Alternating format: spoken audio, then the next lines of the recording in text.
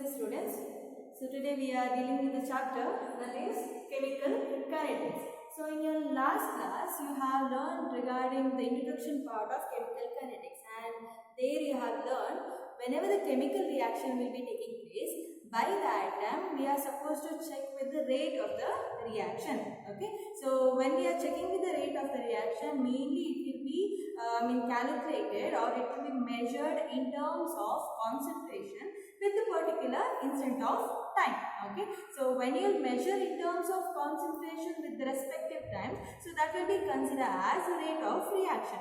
And you have also learned regarding the concept of writing pattern of rate of reaction, how to show the rate of reaction in terms of R, that also you have learned. So if any reaction they have given, for that reaction, in the sense, chemical reaction in the sense, so you are supposed to balance the reaction. So when you are writing a chemical reaction, for that when you are supposed to write rate of reaction, by that time how you are supposed to write whatever the reactants as well as products will be there. For that the stoichiometric coefficient, in the sense the balance number whatever you will be writing, so that will be written as pi, in the sense in terms of denominator you are supposed to write. Okay, so reactant or product will be divided by the stoichiometric coefficient, so that will be considered as the rate of a reaction. You are supposed to write in terms of that. And remember, so when you are writing rate of reaction, for reactant it should be mentioned with a negative sign. Okay, for product side when you are writing, so that will be mentioned with the positive sign. Okay, as well as when you are writing rate of reaction, by that time see, mainly the rate of reaction for average reaction, for instant reaction, as well as for very slow reaction you are going to mention.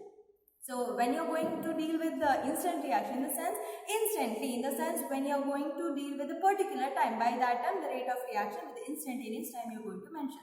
Average time in the sense with the respective time. So initial time will be there as well as final time will be there. So by that time what will be you are going to write in terms of the initial reactant as well as final reactant, initial product as well as final product. So whenever reaction will take place, by that time what will happen, a reaction it takes place in a manner such that the reactant concentration will go on decreasing and the product concentration will go on increasing. So you have drawn the graph also in terms of reactant as well as the product. So when you have drawn the graph for with respective of reactants, okay, the concentration versus time, by that time we have drawn in terms of average reaction as well as instantaneous reaction. So when you have drawn for average reaction, so the graph will go with the decreasing order. Okay, and it says that as the concentration, this is as the time go on increasing, concentration of your reactant will go on decreasing. Okay,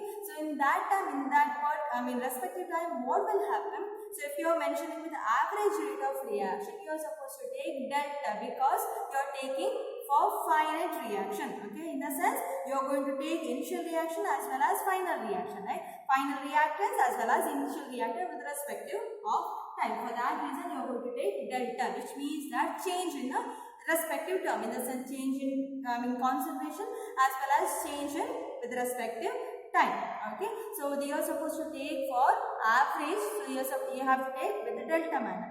So if you are mentioning in terms of instant, for a particular time you want to check the rate of reaction, by that time you are supposed to take rate of instantaneous reaction. For that instant you are going to check with the rate of the reaction. So by then when you are writing rate, you are supposed to write in terms of T, in the sense in terms of differentiated action you are supposed to explain the rate of the reaction. So the next term you are going to learn, that is nothing but factors which affects the rate of the reaction. Okay, what factors are there which helps to increase the speed of the reaction, that will be mentioned over here. So first factor, the general factor which affects the rate of the reaction or chemical reaction, that is nothing but temperature. So as temperature will go on increasing, the rate of the reaction will go on increasing. So as temperature increases, your rate of reaction also increases. So this is the first factor. The second factor, nature of reactant as well as product. Okay? Nature of reactant as well as product, in the sense reaction, in the sense reactants will be there to form a product. So as I said, whenever the reaction takes place, the concentration of reactant will go on decreasing as well as the concentration of product will go on increasing. So here it also depends on the nature of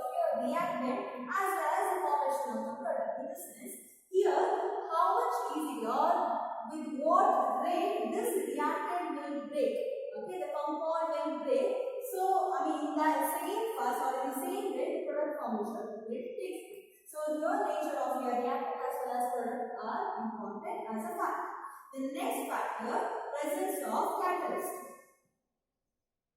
So you know what will happen in presence of catalyst. The reaction will take place in faster rate. So this will help to to increase the rate of the reaction. So in the presence of the catalyst, the rate of reaction will increase. For example, formation of water molecule H2 plus O2, okay, as a reactant. So these two will react to give formation or the product formation to this case as water. So this will be done in the presence of a catalyst. If a catalyst is present, so this reaction will be done with a faster rate. Okay. So this is nothing but in the presence of a catalyst. The next one, in the presence of surface. Okay. So surface area also very important under the case of factor. Okay. So if surface area is more, your rate of reaction will be more. Rate of reaction will be more.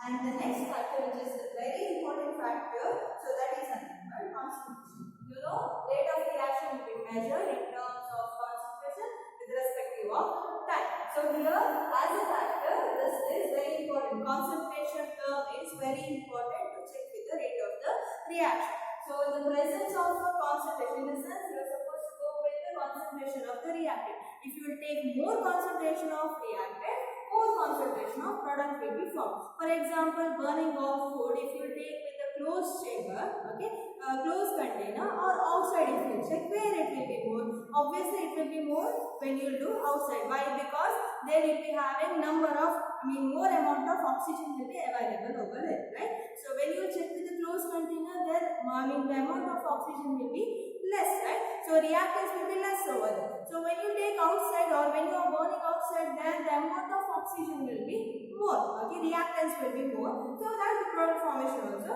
will be more in that case. So here concentration is very important. So to check with the rate of the reaction. And here under the concentration, you are going to learn regarding the concept. So that is nothing but rate law.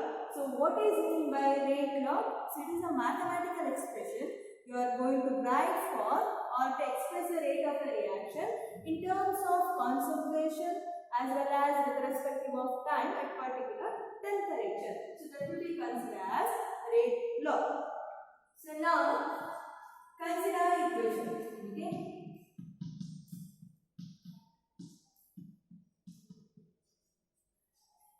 So now this is an equation.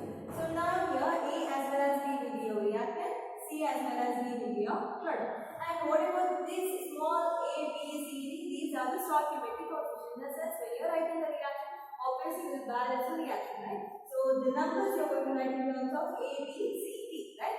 So now here for this kind of reaction, when you are writing rate law, so the definition of rate law, it goes to this one. Rate law is expression in which reaction rate is given in terms of molar concentration. You are going to write the reaction rate. Only for reactant you are going to write the rate law. So that will be written in terms of molar concentration. So reactant, if you have written in terms of the bracket, that means that you are expressing in terms of concentration. So here you are going to express in terms of molar concentration. Okay. With each term raised to some power. So with each reactant it should have some power. Okay. So here it should have some power. It can be a stoichiometric coefficient or it can be some exponents also. Okay. So when we are supposed to take the stoichiometric coefficient as a power or when we are supposed to take exponents as a power, that we have to check. Okay. See, so this rate law we are going to measure either in theoretical form or in experimental form. In the sense, theoretical in the sense, just by doing calculation we can find out the rate law, as well as by doing experiment. Okay, after doing experiment, whatever the values we get, okay, experimentally determined values. So based on that also we can write the rate law. Okay, so if you are writing for theoretical expression, so remember, just by calculation, if you are writing rate law, in the sense just for theoretical expression, if you are writing rate law as a power, you are supposed to take the stoichiometric coefficient. Okay, see, I will repeat again. You are supposed to write rate law only for reactant. So it will be written only for reactant. Okay, and here when you are writing power as a rate law definition,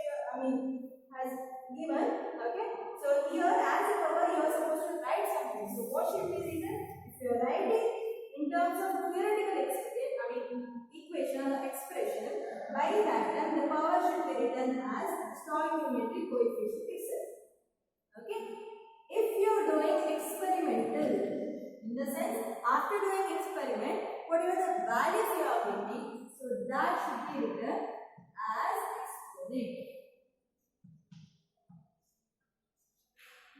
So when you are doing experiment, you cannot write this stoichiometric coefficient as power. Okay, this x as well as y, it means that exponents which is determined experimentally. After doing experiment, what are the values you are going to get? So that values you are going to write as a power. Done in the presence of or when you have done the experiment. So then only you can write rate law in this one. For example, if I am saying I have an equation now. Nitrogen oxide reacting with oxygen to form NO2. See, now for this you are going to write rate law on the basis of theoretical expression. Okay. So if you are writing rate law for this expression, it comes as concentration of NO. In the sense, you know, it will be written only for reactants, right? So concentration of NO, the stoichiometric coefficient is 2. Concentration of O2. Okay. So we are supposed to write it as R is equal to or R is directly proportional to the concentration of NO to the power 2. Okay. Power 2 by because stoichiometric coefficient is 2 because this is a theoretical expression. Okay.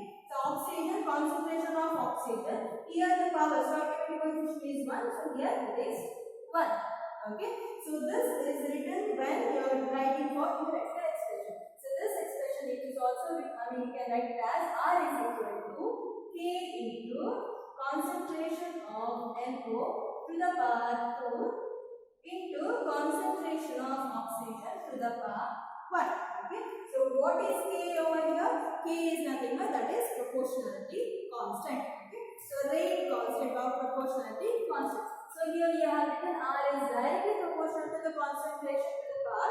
Okay. So here R is equal to K into the concentration of the reactants as well as its power. So this will be written when the expression is given in terms of theoretical value. Now one more example I give. Okay. So where you are going to write rate law for the experimental value. Okay. So here I have equation like CHCl3 and chloride. Okay, so now reacting with Cl2 to form CCl4 plus HCl. So for this, when you are writing the rate, it comes as R. Your rate is directly proportional to concentration of CHCl3 into concentration of Cl2. Here stoichiometric coefficient is 1. Okay. But for this, when I am writing the rate law, here for Cl2 I am supposed to write half. How I am getting this half?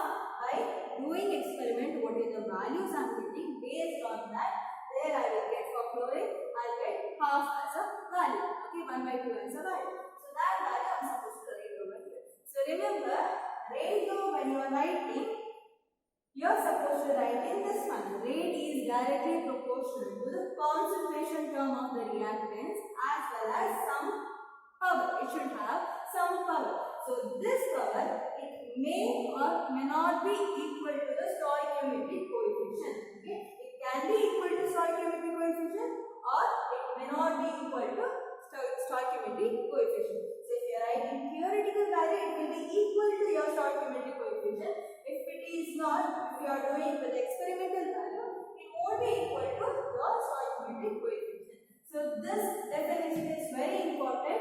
So rate law is nothing but is the expression in which reaction rate is given in terms of molar concentration. If you are writing in terms of bracket, that is nothing but molar concentration. In terms of molar concentration of the reactants, with each term raised to some power. With each term, in the sense it should have some power. Okay, and that power, see, may or may not be same as the stoichiometric coefficient of the reacting species in a balanced chemical equation. It can can be equal to your stoichiometric coefficient or it may not be equal to your stoichiometric coefficient. So that will be considered as rate law. So the next we are going to learn, that is elementary reaction and complex reaction. So in this we will get to know, see, as I have told, rate law when you are writing, it can be written, it will be same as, it can be, okay, sometimes it will be equal to your stoichiometric coefficient, sometimes it won't, right? So in which condition and all it won't or it will be same, that also I have told, right? So now here, sometimes see, when you are writing the reaction, two types of reaction can be seen. So the one reaction will be considered as, a type of reaction will be considered as elementary reaction. Another type of reaction will be considered as complex reaction. So in these kind of reaction, how we are going to determine the rate of a reaction or rate law of a reaction, or it can be called as rate of expression for a reaction also. So now when we are writing for those kind of reactions, now first we should learn what is meant by elementary reaction. So elementary reaction is nothing but within a step, okay, within a single step the reaction will get over. Just reactants will be there and direct formation of product will be there. For example, now H2 plus I2 which gives hydrogen ion, right? So in this reaction if you check, the reactants will react together and formation of product will take place. It takes place within a step, okay? In a single step the reaction will be formed. For this kind of reaction we are going to consider as elementary reaction. So elementary reaction is nothing but a single step of reaction will be there. So where reactants will be there as well as product formation also will be there with the same step, okay? So that will be considered as elementary reaction. So elementary reaction is nothing but it is a single step of reaction where reactants will react together and formation of a product will take place. For this kind of reaction when you are writing R, rate when you are writing, so rate is equal to K into concentration of your reactant, that is H2, into concentration of I2. Okay, so in this way we are going to write. Now what about the power? What we are going to write as a power over here? See, I have told when theoretical condition will be there, stoichiometric coefficient we are going to take it as a power. Now when experimental equation when we are doing or when we get determined value, by that value should be written as a power. So this equation, if I tell, this is an experimental equation. Okay, so this equation is an example for experimentally determined equation. So now for this equation when we are writing the rate law, the experimentally determined value as well as stoichiometric coefficient value will be same. Okay, in the sense for elementary reaction we can write whatever the stoichiometric coefficient is there, the same thing we can write as its power. So this will be same with the theoretical value in the sense stoichiometric coefficient as well as for experimental value. So it will be same, both will be same, in both the condition it will be same. So for elementary reaction, the theoretical value as well as experimental value will be same, so that you can write it as a power. So this is for elementary reaction. Now what is meant by complex reaction? Complex reaction is nothing but, see, elementary is nothing but in a single step reactants as well as product formation will be there. So complex reaction is nothing but a number of elementary reaction will be there. In the sense you will be having many steps.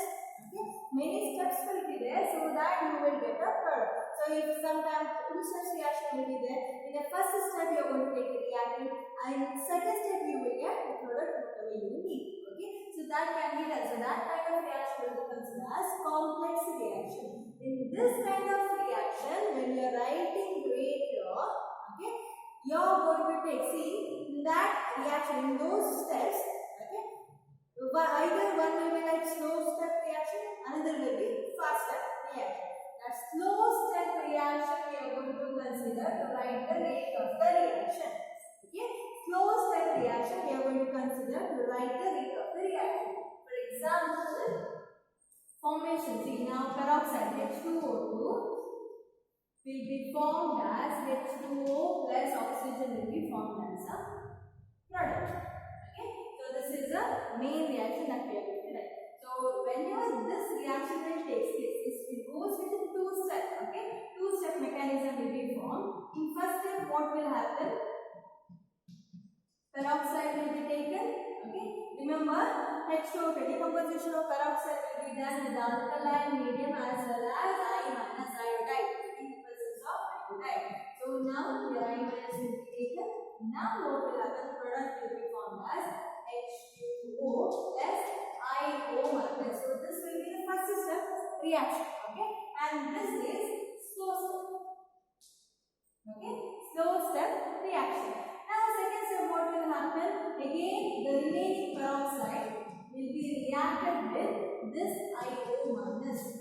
Okay, this ion. So now the product will be H2O plus I minus plus oxygen will be formed. So this is the first step. So now to form a product, this is step 2. In a sense, as I said, complex reaction is nothing but it won't take place in a single step. It takes place with many steps. Steps will be there, mechanisms will be there. So now to form or to react, these reacted to form a product, you need steps. Okay. So here step 1 is there, step 2 is there for this reaction. In this, one of the steps or one of the reaction will be slow, one of the reaction will be fast. Now you may think, so the reactivity is same, but where the product formation will take place as H2O plus O2, right? See, in the crisscross method, in the sense, opposite sides, whatever the ions are there, that will be cancelled. Okay, see, IO minus, IO minus, whatever the remaining contents are there, so that should be written over there. 2H2O2, okay, 2H2O2. Here both got cancelled, okay, with the arrow. 2H2O is there. 2H2 and the remaining is oxygen. So this is the product that whatever we get. So this is the common reaction that we are writing, but it consists of these steps. Okay. So now as I said, why I have written all this is just to write the rate of the reaction. For this kind of reaction, if you are writing rate, R is equal to, as I told, if you are writing rate for complex reaction, you are supposed to check with the slowest step. So here the slowest step is this one. Okay. So in this, these are the reactants. For this, you are going to write the rate. Okay. So it will be written as rate is equal to concentration of H2O2, okay, into the concentration of I minus. The experimental value, different values will be there. You cannot write equal value with the short-coated coefficient. So that will be different over here. So this is the common things. Elementary reaction is nothing but where a single step reaction will take place. And here you remember the power whatever you are writing. So the theoretical value as well as experimental value will be same in the case of elementary reaction. This is when you are writing a single step reaction. For complex reaction, in the sense their number of steps will be there, in the sense mechanisms will be there. So in those kind of reaction when you are writing, by that time slowest step we are supposed to consider to write the rate of the reaction. So rate can be written. See, you know how we or why we are going to write this. Okay, rate law when we are writing, we are going to write rate law or R is equal to rate is equal to or the rate is directly proportional to the concentration of the reactant. Okay, which will be having some power, right? So that is nothing but order of your rate of reaction or rate law of equation. So that directly proportionality constant you are removing in terms of K you are writing. That proportionality constant you are going to write. So you can write it as R is equal to K into concentration of reactant and it should be having some power. Okay, so that will be written. So this is nothing but complex reaction. So in this way you are going to write or express the rate law or rate expression for elementary reaction as well as complex reaction.